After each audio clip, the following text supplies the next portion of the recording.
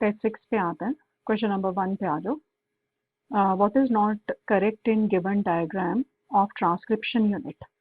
तो transcription unit का diagram given है। प्रोमोटर का पार्ट, टर्मिनेटर का पार्ट, 3 to 5 एंड 5 to 3। और ये क्या है? टेम्पलेट स्ट्रैंड हो गया। ये वाला क्या है? कोडिंग स्ट्रैंड हो गया। Coding strand and template strand क्या फॉर्म करता है? आरएनए को फॉर्म करता है। और जो आरएनए बनेगा उसका डायरेक्शन क्या रहेगा? 5 to 3 रहेगा। प्रोमोटर वाला जो रीजन है, यहाँ से तो कोई आरएनए फॉर्म नहीं होता। आरएनए फॉर्म होना कहाँ से शुरू होगा? टेम्पलेट स्ट्रैंड से। तो टेम्पलेट स्ट्रैंड यहाँ से शुरू हो रहा है और यहाँ तक है। सो इसका मतलब transcription starts from this point. लेकिन डायग्राम में जो गिवन है वो गिवन है कि transcription starts from this point. तो ये रॉन्ग है। मतलब प्रोमोटर वाले पार्ट से तो आरएनए नहीं बनता ना। आरएनए सिर्फ कहाँ से बनता है? जो टेम्पलेट का सीक्वेंस है उसके आगे जो है वो आरएनए फॉर्म होता है। सो गिवन डायग्राम में जो ए है वो क्या है? इनकरेक्ट है। बाकी बी वाला जो है वो सेंस स्ट्रैंड गिवन है। Coding strand is also known as sense strand. And D वाला जो है आरएनए को फॉर्म करता है, लिखा गया दिस स्ट्रैंड फॉर्म्स आरएनए। तो ये वाला पार्ट भी करेक्ट है। सो जो है वो आंसर आ जाएगा। Answer is 1। क्वेश्चन नंबर 2 पे आ जाओ। क्वेश्चन नंबर 2 में जो डायग्राम गिवन है उस डायग्राम में ये स्टार्ट हो रहा है डायग्राम इनिशिएशन कोडोन से, एंड हो रहा है टर्मिनेशन कोडोन पर। इसका मतलब ये एमआरएनए है और एमआरएनए का डायरेक्शन क्या रहेगा? 5 to 3 रहेगा। तो ये जो पार्ट है पूरा का पूरा पार्ट एमआरएनए का ये कोडिंग रीजन वाला पार्ट है। क्योंकि एमआरएनए के इनिशिएशन कोडोन के बाहर यहाँ पे तो यूटीआर होता है, फिर यहाँ पे क्या प्रेजेंट होता है? कैप प्रेजेंट होता है। सो दिस पार्ट आपको क्वेश्चन में ये वाला पार्ट पूछा गया है। So this part is translational unit. हमने पढ़ा हुआ है translational unit is sequence of mRNA and it is flanked between initiation codon and termination codon। क्योंकि जो मैच्योर प्रोटीन है वो सिर्फ इस वाले रीजन से बनेगा। मतलब यहाँ पे मीथियोनाइन तो आता है, लेकिन मैच्योर पॉलीपेप्टाइड में जो पहला अमीनो एसिड है वो तो अलग हो जाता है। So mature polypeptide is synthesized from this region. So part of mRNA which is between initiation codon and termination codon, this part is known as translational unit. Transcription unit, translational unit. Transcription unit is having promoter.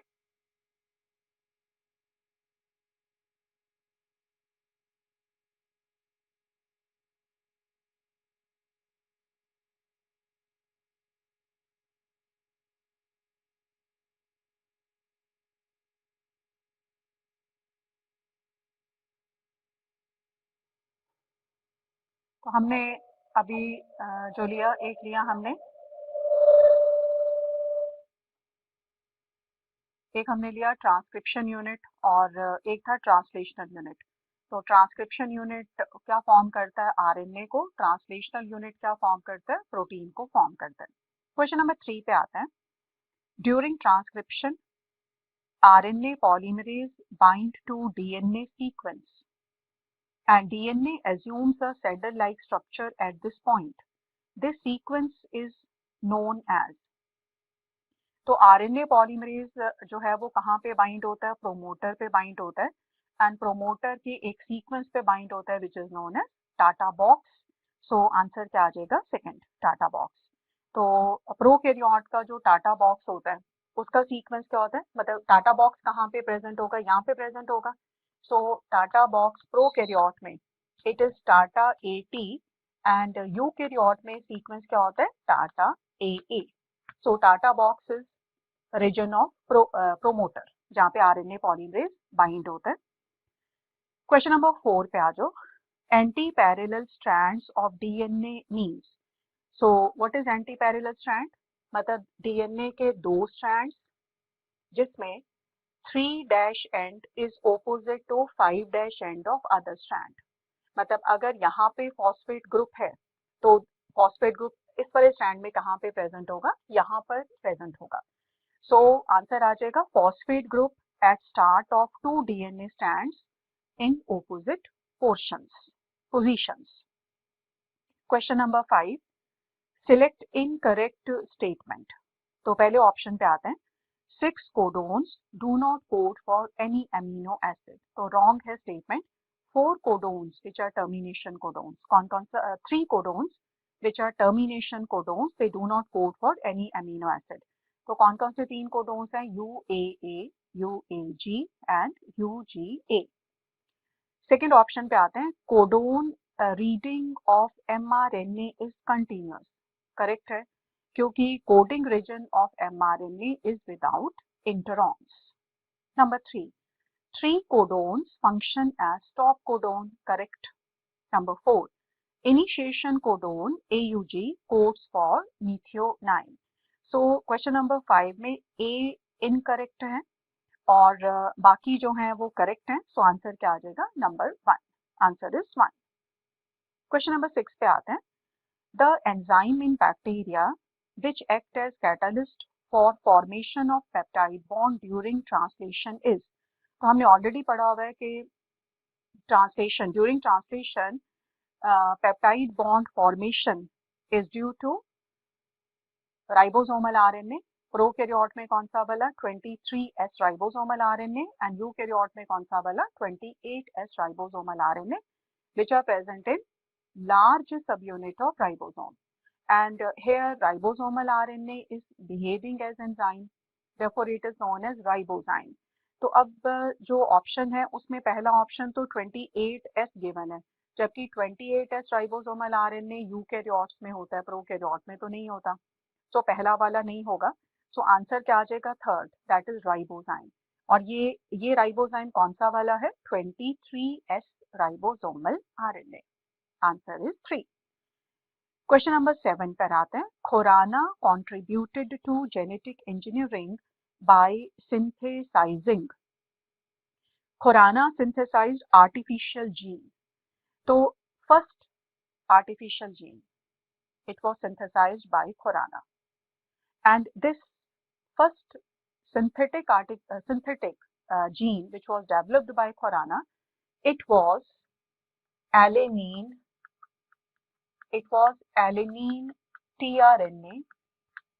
tRNA gene. This gene was made up of 77 base pairs, but this gene was non-functional. Then second gene, that is one more gene, was synthesized by Khurana, and that gene was tyrosine. It was tyrosine tRNA gene. This gene was made up of 207 base pairs, and this gene was functional gene. So पहला synthetic gene जो बनाया गया था that was alanine tRNA, पर ये non functional था। And second gene जो functional था that was tyrosine tRNA, and both genes were synthesized by Khurana. So answer is 4. Question number 5 पर आ जाओ, amino acylation of tRNA. What is amino acylation of tRNA? That is charging of tRNA, and it is also known as activation of amino acid, and it is essential for formation of peptide bond. Essential for formation of peptide bond. So answer क्या आ जाएगा? Second. Question number 8 में जो पहला option given था replication, लेकिन amino acylation of tRNA, it is part of translation. It is not part of replication. It is not part of transcription. So first option wrong है, third option wrong है, and fourth option wrong है. So answer क्या आ जाएगा? Second. Question number 9, what is difference between satellite DNA and bulk genomic DNA of a person? तो हमने ये study किया कि जो सैटेलाइट डीएनए है वो रेपिटेटिव डीएनए होता है। अगर हमें सैटेलाइट डीएनए को बल्क जीनोमिक डीएनए से सेपरेट करना हो तो हम काफ़ी ज़्यादा स्पीड से काफ़ी ज़्यादा टाइम के लिए सेंट्रीफ्यूग करते हैं डीएनए को, और जो सैटेलाइट डीएनए है वो एक अलग बैंड में इकोमुलेट हो जाता है। तो satellite DNA forms second band during density gradient centrifugation. Therefore, it is known as satellite. That is second subordinate DNA or second DNA. So, answer आ जाएगा इसमें. What is difference between satellite DNA and bulk genomic DNA? उनकी density अलग होती है. So, answer is 4. Answer is 4. अब जैसे question number 9 में जो पहला ऑप्शन आपको गिवन था, type of protein formed by them, जबकि सैटेलाइट डीएनए तो रेपिटेटिव डीएनए होता है, वो तो नॉन कोडिंग है, वो प्रोटीन को फॉर्म नहीं करता। सेकंड, टाइप ऑफ एंजाइम, तो सैटेलाइट डीएनए तो किसी भी प्रोटीन या एंजाइम को फॉर्म नहीं करता। And so first, second and third option they were incorrect. Answer is fourth. Question number 10 में आपको 4 individuals, that is ABCD, 4 person का एक जीन गिवन है। अगर हम इन चारों पर्सन की इस जीन को स्टडी करें तो इंडिविजुअल ए का जो जीन गिवन है वो वाइल्ड जीन करके गिवन है, एंड सेकंड इंडिविजुअल का जो जीन है उसमें सेकंड नाइट्रोजन बेस अलग है, और जो थर्ड मतलब सी इंडिविजुअल का सिक्स्थ वाला नाइट्रोजन बेस अलग है, एंड डी वाले का फर्स्ट नाइट्रोजन बेस अलग है। इसका मतलब कि पॉपुलेशन में इस जीन को लेकर 4 एलील्स बन चुकी हैं। तो ये एक तो मल्टीपल एलील्स हो गया। सेकंड, अगर हम आए कि यहाँ ये डीएनए का फिर वो पार्ट हो गया जहाँ पे डीएनए पॉलीमॉर्फिज्म को भी शो कर रहा है, क्योंकि चारों इंडिविजुअल का डीएनए इस जगह पे सेम होना चाहिए पर वो सेम तो नहीं है, तो डीएनए पॉलीमॉर्फिज्म भी आ रहा है। थर्ड कि ये जो स्ट्रेच है डीएनए का, यहाँ पे एक नाइट्रोजन बेस डिफरेंट है। सो मतलब डिफरेंस जो है it is due to one nucleotide, तो ये SNP का भी पार्ट बन गया, सिंगल न्यूक्लियोटाइड पॉलीमॉर्फिज्म का भी पार्ट बन गया। सो मल्टीपल एलिलिज्म भी यहाँ पे शो हो रहा है, डीएनए पॉलीमॉर्फिज्म भी यहाँ पे शो हो रहा है, SNP भी यहाँ पे शो हो रहे हैं। सो आंसर क्या आ जाएगा? Answer that is number 4. So what is not correct with respect to given condition? तो सैटेलाइट डीएनए जो है वो इसके साथ जो है वो मैच नहीं करता, क्योंकि सैटेलाइट डीएनए में तो सीक्वेंस रेपिटेटिव होता है ना, यहाँ पे तो जो सीक्वेंस गिवन है आपको वो तो एक सिंगल स्ट्रेच गिवन है जो रेपिटेशन में तो नहीं है। So answer is 4th. Question number 11 पर आते हैं। Which of following is incorrect? Number 1, DNA is amplified for easy sequencing, correct है, and DNA is amplified by PCR. Number 2, common host used were bacteria and yeast, correct है. Number 3, chromosome 1 में maximum gene, Y में सबसे कम gene, ये भी correct है. Number 4, 24% of genome codes for protein, this is incorrect. Less than 2% of DNA forms protein. So answer is 4. Question number 12. Consider the following statement, and these statements are indicating about. Number 1. This enzyme takes part in repair. Repair का मतलब proofreading. तो हमें पता है ये DNA polymerase 1 is for proofreading. Second, it polymerize in 5 to 3 direction.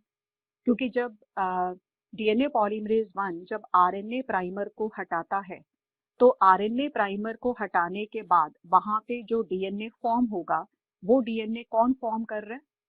DNA polymerase 1 he form कर रहा है, तो पॉलीमराइजिंग एक्टिविटी भी है इसका। And it was discovered by Kornberg from E coli, therefore it is also known as Kornberg enzyme. So answer आ जाएगा DNA polymerase 1। हमने पढ़ा हुआ है DNA polymerase 1, it is main proofreading enzyme. It removes RNA primer, and DNA polymerase 3 is main polymerizing enzyme.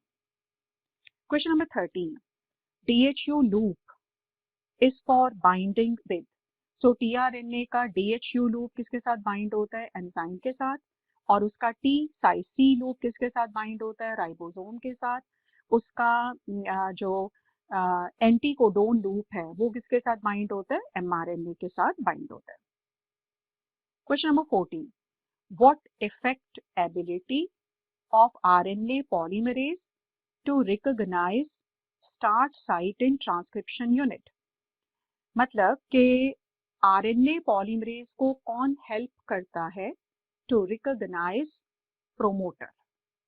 सो हमने ये पढ़ा था कि जो प्रोमोटर है, प्रोमोटर पे CGA साइट प्रेजेंट होती है, IBS साइट प्रेजेंट होती है, and catabolic gene activator protein, it forms complex with cyclic AMP, and ये कॉम्प्लेक्स CGA साइट पर आके बाइंड होता है, and this complex helps RNA polymerase to recognise promoter, और फिर जो है वो टाटा बॉक्स पर IBS पर आके जुड़ता है। सो RNA पॉलीमरेज को कौन हेल्प करता है to recognise promoter, these proteins. कौन सी वाली प्रोटीन, एक्सेसरी प्रोटीन। कौन सी accessory protein, catabolic gene activator protein, इसको हम कैप भी बोलते हैं, that is catabolic activator protein. So answer आ जाएगा second, interaction of RNA polymerase with accessory proteins at promoter. So answer is second. जो RNA पॉलीमरेज है वो तो वैसे ही प्रोमोटर पे होता है, रेगुलेटर पर तो होता ही नहीं है, तो पहला वाला ऑप्शन जो है वो इनकरेक्ट हो गया। क्वेश्चन नंबर 15 पर आ जाओ। In prokaryotes, first amino acid during protein synthesis is formilated methionine, and eukaryote में methionine. So answer is second. 16. What is template? तो टेम्पलेट DNA का वो स्ट्रैंड है जो क्या फॉर्म करता है, RNA को फॉर्म करता है। सो 16 का आंसर आ जाएगा second, that is it is DNA having coded information which act as model from which information is collected by RNA or mRNA. So answer is second. Question number 16 के fourth वाले option पे आ जाओ। Set of chromosomes which is transferred to gamete. So what is basic set of chromosome? It is known as genome. हमारे हर cell में कितने genomes हैं, 2 genomes present होते हैं। क्वेश्चन नंबर 17 पर आते हैं। Housekeeping genes are. So what are housekeeping genes? Constitutive genes, always active, and their product is continuously required by cell. So आपने पढ़ा lack of RON का जो regulator gene होता है, it is example of constitutive gene. जो genes respiratory enzymes को form करती हैं, they are also constitutive genes. So question number 17 answer is 4. Question number 18 पर आ जाओ। Heavy DNA allowed to replicate in normal medium and protein वाला for 80 minutes, and आपको answer find out करना है। सो 20 मिनट्स के बाद 100% DNA कैसा बन जाता है, हाइब्रिड बन जाता है। फिर 40 मिनट्स के बाद जो है वो 50% DNA कैसा होता है, हाइब्रिड। 50% कैसा होता है, नॉर्मल। 60 मिनट्स के बाद हमने पढ़ा था 75% DNA कैसा हो जाता है, नॉर्मल। 25% कैसा होता है, हाइब्रिड। एंड अगर 80 मिनट्स हम लेते हैं तो उसमें जो है वो कितना रह जाएगा, 12.5% जो है वो क्या रह जाएगा, हाइब्रिड रह जाएगा। सो answer will B 3। Answer is 3। Meselson and stall experiment जो हमने स्टडी किया था। क्वेश्चन नंबर 19 पर आ जाओ। In charged transfer RNA, what is charged tRNA? जिस पर एमिनो एसिड अटैच्ड है। तो चार्ज्ड tRNA, सो अगर हम tRNA मॉलिक्यूल ले लें, DHU लूप आ गया, देन T-C लूप आ गया, एंटीकोडोन आ गया, एक्स्ट्रा आर्म आ गया, 5 पर लैंड है, 3 पर क्या प्रेजेंट है, CCA प्रेजेंट है, और यहाँ पे अमीनो एसिड अटैच्ड है। This is amino acid. DHU loop, T-C loop है, एंड एंटीकोडोन लूप है, एक्स्ट्रा आर्म है। अब क्वेश्चन में है कि the nucleotide bound to amino acid is adenosine and the next two nucleotide are cytosine. मतलब यहाँ पर एमिनो एसिड जुड़ा हुआ है, What can you tell about DNA codon to which this tRNA corresponds? मतलब ये जो क्वेश्चन गिवन है कि ये tRNA और इसके यहाँ पर अमीनो एसिड अटैच्ड है। अब आपको ये फाइंड आउट करना है कि इसका जो करस मतलब जो इसका कॉम्प्लीमेंट्री कोडोन या एंटी कोडोन है वो क्या है, कॉम्प्लीमेंट्री कोडोन कौन सा है। तो हमें ना तो एंटी कोडोन का सीक्वेंस तो गिवन ही नहीं है, तो जब तक हमें एंटी कोडोन का सीक्वेंस गिवन नहीं होगा तब तक हम कोडोन का सीक्वेंस फाइंड आउट कर ही नहीं सकते। तो इंफॉर्मेशन गिवन नहीं है ये वाली। सेकंड, या तो हमें यहाँ पे अमीनो एसिड गिवन होता, जैसे मान लो अगर यहाँ पे ग्लाइसिन गिवन है, फिर हम ये आइडिया लगा सकते हैं कि glycine is coded bye triple जी। और ना तो यहाँ पे type of amino acid given है कौन सा अटैच्ड है, ना ही यहाँ पे एंटीकोडोन का कोई सीक्वेंस हमें गिवन है, इसलिए हम जो है वो कोडोन के सीक्वेंस को तो फाइंड आउट नहीं कर सकते। इट मीन्स के जो इंफॉर्मेशन इस क्वेश्चन में गिवन है वो इंफॉर्मेशन जो है वो इनकम्प्लीट है। सो आंसर क्या आ जाएगा? You can't tell anything about codon from information given. Question number 20. Telomerase enzyme consists of RNA and protein. So it is ribonucleoprotein. And telomerase enzyme telomer को फॉर्म करता है और ये फॉर्म करता है बाय रिवर्स ट्रांसक्रिप्शन। किस तरह से फॉर्म करेगा? रिवर्स ट्रांसक्रिप्शन से। Question number 21. Length of DNA molecule, मतलब डीएनए का लेंथ बहुत ज्यादा होता है लेकिन फिर भी वो न्यूक्लियस के अंदर जो है वो अपने आप को दैट इज प्रेजेंट होता है। So how this DNA is present inside nucleus. So it is due to supercoiling of DNA, and this supercoiling is due to formation of nucleosomes. Due to formation of nucleosomes. And 46 chromosome के DNA को अगर हम and to and जोड़ते हैं तो length कितना बन जाता है? 2.2 metres. Question number 21, answer is 1. Question number 22. One gene, one enzyme hypothesis was established for first time in Neurospora crassa. So answer is 4th, and one gene, one enzyme hypothesis was given by Beadle and Totem. Given by Beadle and Totem. 23. Read following statement and select the correct option. Number 1. Loosely packed and light stained chromatin is euchromatin. यहाँ पे hetero given है, सो पहला statement wrong है। Statement number 2. Densely packed and dark regions of chromatin are hetero. यहाँ पे क्या given है? U. So second statement is wrong. Third, lagging strand is formed opposite to template having polarity 5:3. ये correct है. And leading is formed opposite to template having polarity 3:5. So यहाँ पर answer second आ गया। Statement 1 and 2 incorrect है and statement 3 is correct. Question number 24. Repressible operon पे question है और आपने रिप्रेसिबल ऑपरॉन में पढ़ा हुआ है ट्रिप्टोफान ऑपरॉन स्टडी क्या था। सो हमने पढ़ा था रिप्रेसिबल ऑपरॉन जो है वो एनाबॉलिक पाथवे में एनाबॉलिक पाथवे के लिए होता है और जो इंड्यूसिबल ऑपरॉन लैक ऑपरॉन है वो कैटाबॉलिक के लिए होता है। So repressible operon found in anabolic pathway, pathways end product function as tryptophan end product किस तरह से फंक्शन करता है? को रिप्रेसर की तरह। And to activate the repressor, turn off enzyme synthesis, prevent overproduction of end product. And हमने ये स्टडी किया था कि ये जो ऑपरॉन्स होते हैं ये यूजुअली स्विच ऑन कंडीशन में रहते हैं और इनको स्विच ऑफ करना पड़ता है। So usually switch on and the repressor is synthesised in active form.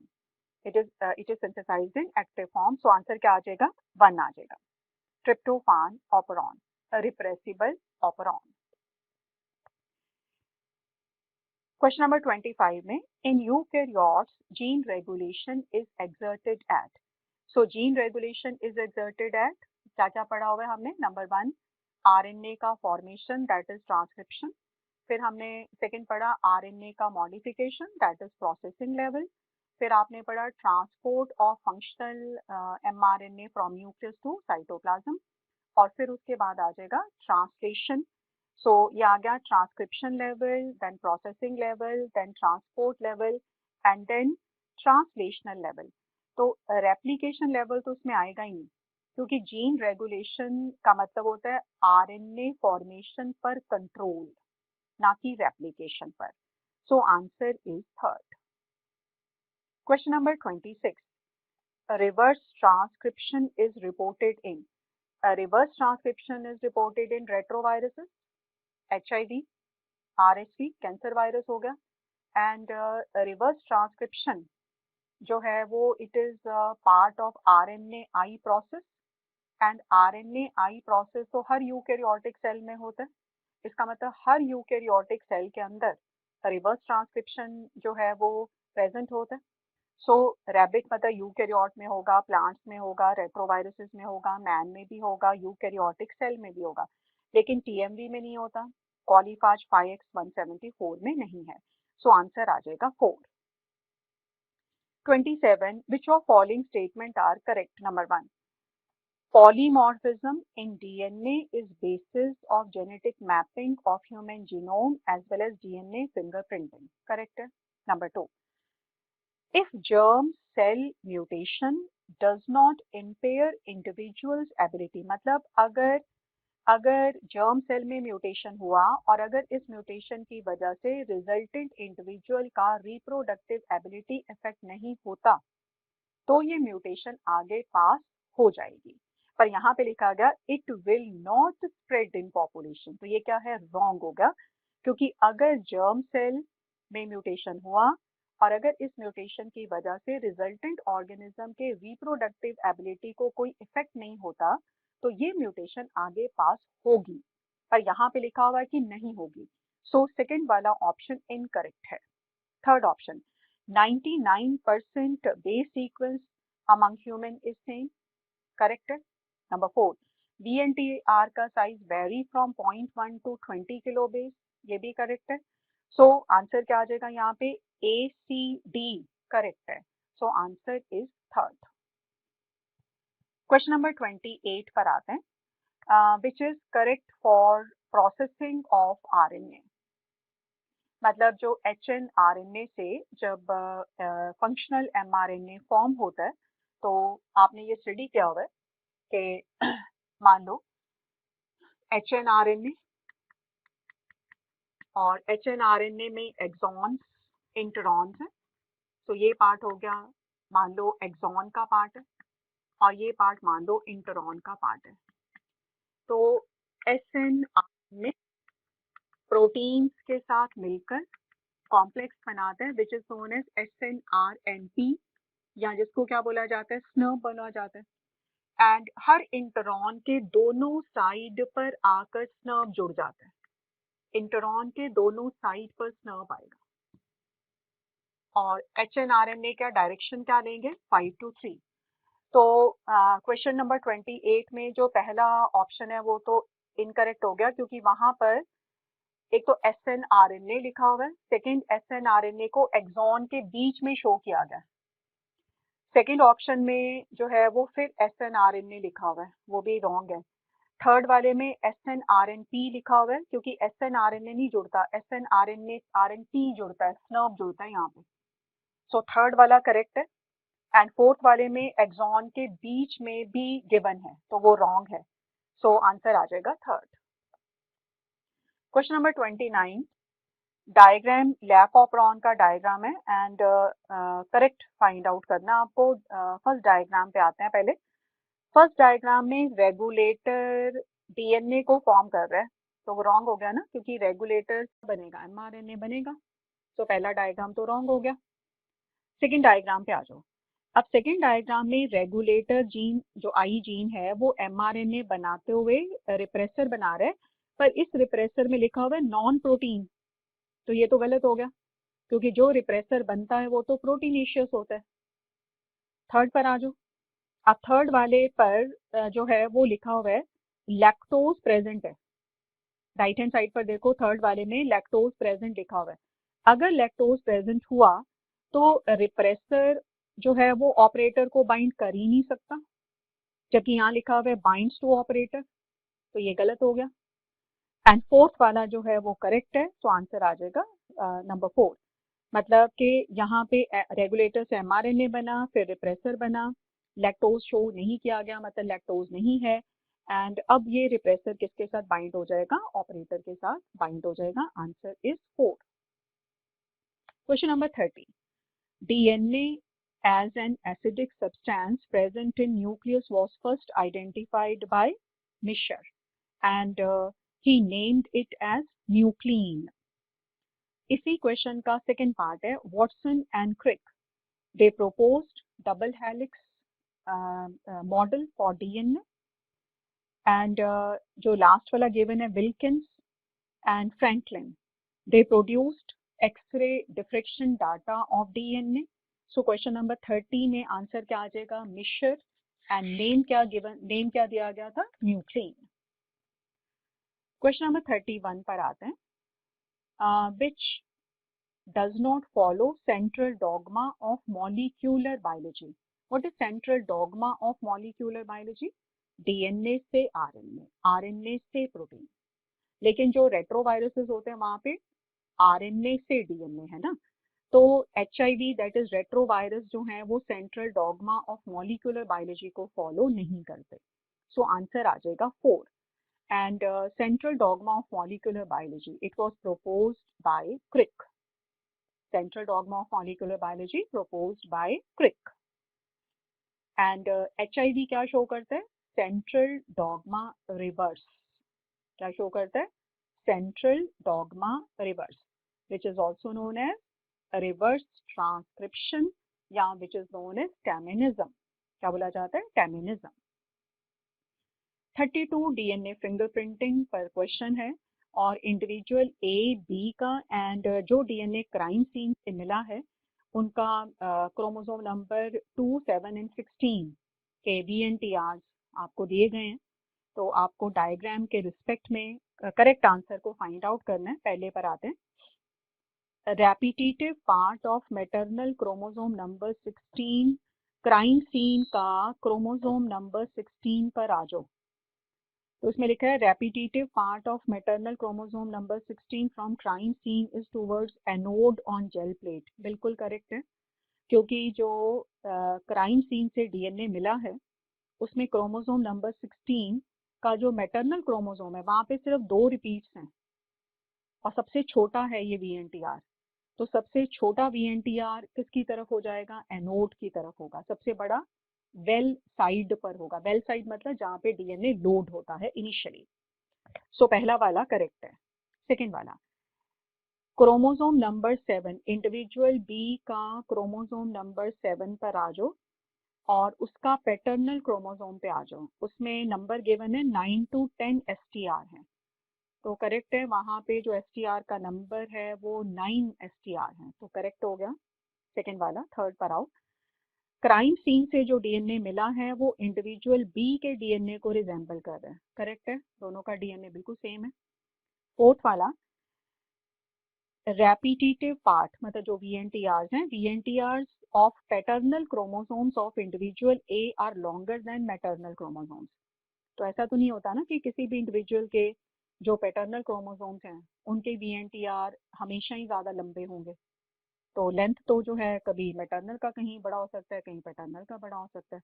So fourth वाला इनकरेक्ट है, सो आंसर इज फोर्थ। आपको इनकरेक्ट फाइंड आउट करना था with respect to diagram.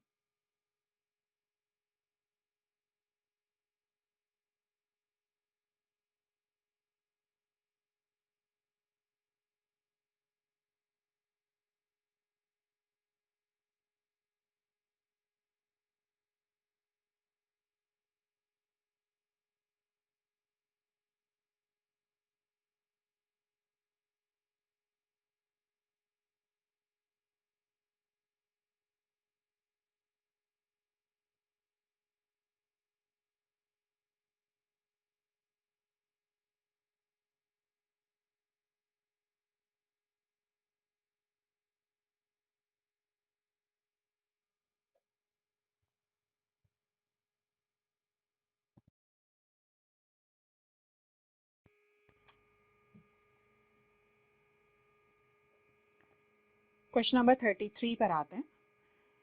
Movement of a gene from one linkage group to another. So one homologous pair constitute one linkage group. One homologous pair, second homologous pair, third homologous pair. So one linkage group, second linkage group, third linkage group. So movement of gene from one linkage group to other non homologous pair में है. So इसको क्या बोला जाएगा? Translocation. It is known as translocation. So answer क्या आ जाएगा? Fourth, number 4. 34 पर आते हैं. Find incorrect match. Number 1 polyadenylation. So polyadenylation का मतलब होता है tail formation during formation of functional mRNA from hnRNA. Second है tyrosine is coded by UAC. Correct है. थर्ड है ई कोलाई में नंबर ऑफ बेस पेयर कितना होता है? 4 मिलियन बेस पेयर्स गिवन है. करेक्ट गिवन है. Introns are non coding sequences जो एक्सप्रेस नहीं होते, प्रोटीन को फॉर्म नहीं करते. सो फोर्थ इनकरेक्ट है. तो आंसर क्या आ जाएगा? नंबर 4. 35 पे आते हैं. Exceptions of genetic code are reported in. तो एक्सेप्शंस आर रिपोर्टेड इन, एक तो ह्यूमन माइटोकॉन्ड्रिया में होता है एंड प्रोटोजोन्स में जो है वो हमने स्टडी किया होगा. सो आंसर आ जाएगा protozoans and mitochondrial codons. So answer आ जाएगा third, exceptions of genetic code. 36 which of following criteria should be fulfilled by a molecule to act as genetic material? So number 1, it should replicate. Correct है. It should be structurally and chemically stable. Correct है. Number 3, it should undergo slow mutation. Evolution में help करेगा. Correct है. It should be able to express itself in form of Mendelian characters. That is के gene dominant है या recessive है, law of dominance वगैरह को वो फॉलो कर रहे हैं. So all are correct. So answer क्या आ जाएगा? 4. क्वेश्चन नंबर 37 में जो आपको डायग्राम गिवन है, ये डायग्राम ट्रांसक्रिप्शन का है, आरएनए फॉर्मेशन का है. और अगर आप इस डायग्राम को देखो तो यहाँ पर जो है वो जो आरएनए आपको दिया गया, उस आरएनए में कहीं इंटरॉन्स को शो नहीं किया गया है. इसका मतलब कि जो डीएनए है या जो आरएनए है वो नॉन स्प्लिट है. एंड नॉन स्प्लिट का मतलब हो गया कि ये प्रोकैरियोट का ट्रांसक्रिप्शन गिवन है एंड एंजाइम गिवन है आपको बी जो है वो आरएनए पॉलीमरेज है. एंड उसके अंदर जो शो किया गया दैट इज रो फैक्टर, क्योंकि आरएनए तो बन चुका है जो डायग्राम में शो किया गया. सो जो डायग्राम है वो शो करता है ट्रांसक्रिप्शन इन प्रोकैरियोट्स का डायग्राम है. Transcription in prokaryotes. ए जो है वो आरएनए हो गया, बी आरएनए पॉलीमरेज है एंड सी वाला रो फैक्टर गिवन है. So answer is second. 38 given below are steps for protein synthesis. Arrange them in correct sequence and select the correct option. तो सबसे पहले क्या हो जाएगा? चार्जिंग ऑफ टीआरएनए आ जाएगा. सेकंड क्या आ जाएगा? Attachment of mRNA to small subunit आ गया. फिर कोडोन एंटी कोडोन रिएक्शन वाला पार्ट आ जाएगा. फिर लार्ज सब यूनिट आके जो है वो जुड़ता है. फिर उसके बाद एडजेसेंट अमीनो एसिड जुड़ जाएंगे एंड लास्ट क्या आ जाएगा? Polypeptide chain formation. So answer आ जाएगा 4. 39 if sequence of nitrogen bases of coding strand of DNA. आपको ना कोडिंग स्ट्रैंड का सीक्वेंस गिवन है एंड कोडिंग स्ट्रैंड का डायरेक्शन 5 to 3 होता है. कोडिंग स्ट्रैंड से तो आरएनए बनेगा ही नहीं. आरएनए बनेगा कहाँ से? जो टेम्पलेट होता है. पर जो आरएनए बनेगा उसका सीक्वेंस एंड कोडिंग स्ट्रैंड का सीक्वेंस तो बिल्कुल सेम होगा. सिर्फ जो है वो थाइमीन की जगह यूरासिल आ जाएगा. तो आपको जो कोडिंग स्ट्रैंड का सीक्वेंस गिवन है बिल्कुल यही सीक्वेंस आरएनए में आ जाएगा. सिर्फ थाइमीन की जगह पे क्या आने वाला है? यूरासिल आने वाला है. और एक और चीज आपको ध्यान रखनी होगी कि जो आरएनए बनेगा एमआरएनए उसका डायरेक्शन 5 to 3 ही लेना है आपको. मतलब कोडिंग स्ट्रैंड का डायरेक्शन भी 5 to 3, एमआरएनए का डायरेक्शन भी 5 to 3. तो आंसर क्या आ जाएगा? 1. मतलब ए, टी की जगह सिर्फ यू आना है. A U G A T, T की जगह फिर यू आ गया and then G. So answer is 1. Question number 40 पे आते हैं. Taylor demonstrated chromosome replication to semi-conservative in Vicia faba. Broad bean पर उनका वर्क था. एंड ई कोलाई के ऊपर वर्क किसका था? मेसल्सन एंड स्टॉल का. 41 पर आते हैं. Deoxy ribo nucleoside triphosphate. तो हमने डिऑक्सी राइबो न्यूक्लियोसाइड ट्राइफॉस्फेट को स्टडी किया था डीएनए रेप्लिकेशन के टाइम पर. हमने पढ़ा था ड्यूअल फंक्शन परफॉर्म करता है. एक फंक्शन आपने पढ़ा कि वो जो है वो सबस्ट्रेट प्रोवाइड करता है, और सेकंड हमने पढ़ा एनर्जी प्रोवाइड करता है for polymerisation reaction. So answer इसमें जो पहला ऑप्शन गिवन है, act as substrate during protein formation. पहली बात है, प्रोटीन फॉर्मेशन में इन्वॉल्व नहीं होता. कहाँ इन्वॉल्व होता है? डीएनए फॉर्मेशन में इन्वॉल्व होता है. तो पहला वाला तो गलत है. Second, provide energy for polymerisation reaction, correct है. Number 3, are monomers of DNA. Monomers of DNA जो है वो तो डिऑक्सी राइबो न्यूक्लियोसाइड मोनोफॉस्फेट होता है ना, ट्राइफॉस्फेट तो नहीं होता. डीएनए किससे बना होता है? डीएनए बना होता है डिऑक्सी राइबो न्यूक्लियोसाइड मोनोफॉस्फेट से. सो सेकंड वाला करेक्ट है सर. सो आंसर क्या आ जाएगा? Second. 42, go through following facts और उसको रिलेट करना हमें. पहला गिवन है AAG always code for lysine. Particular codon एक तरह के अमीनो एसिड को कोड करता है. This is known as specificity of genetic code. That is codons are unambiguous. Number 2, serine amino acid can be coded by 4 codons. One amino acid coded by more than one codon. Degeneracy बोलेंगे इसको. So second degeneracy हो गया. Third, UUU codes for phenylalanine in bacteria as well as human beings. तो ये क्या हो गया? Universality of genetic code. Number 4, 5 codons given है and they code for 5 amino acid.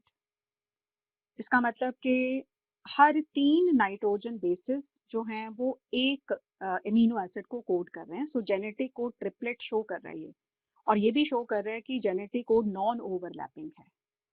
सो पहला वाला स्टेटमेंट शो कर रहा है स्पेसिफिसिटी को, सेकंड डीजेनरेसी को, थर्ड यूनिवर्सैलिटी को, फोर्थ वाला triplet nature, non overlapping nature को. So answer will be second. 43, methyl guanosine triphosphate is associated with capping. HNRNA से जब फंक्शनल mRNA फॉर्म होता है तो सबसे पहला स्टेप क्या है? कैपिंग. कैप कहाँ पे आके ज्वाइन होता है? 5' एंड पर. सो कैप जो है वो किस फॉर्म में कैपिंग होता है? मिथाइल ग्वानोसिन ट्राइफॉस्फेट का attachment. 44, mark correct statement. Number 1, non human model organisms पर Drosophila, Arabidopsis, rice Caenorhabditis and bracket में लिखा गया फ्री लिविंग पैथोजेनिक नेमेटोड. ये तो गलत हो गया. सीनोरैप्टाइटिस जो है वो तो नॉन पैथोजेनिक होता है ना, तो इसका मतलब पहला स्टेटमेंट तो गलत हो गया. Second, sequence of chromosome 1 was completed in May 2006. Correct है ये वाला. अगला, in man males are hemizygous for genes on X chromosome. Males are hemizygous for genes on X as well as Y chromosome. So correct है. SNPs are 1.4 million locations पर है. ये भी correct है. So correct statement कौन कौन सा है?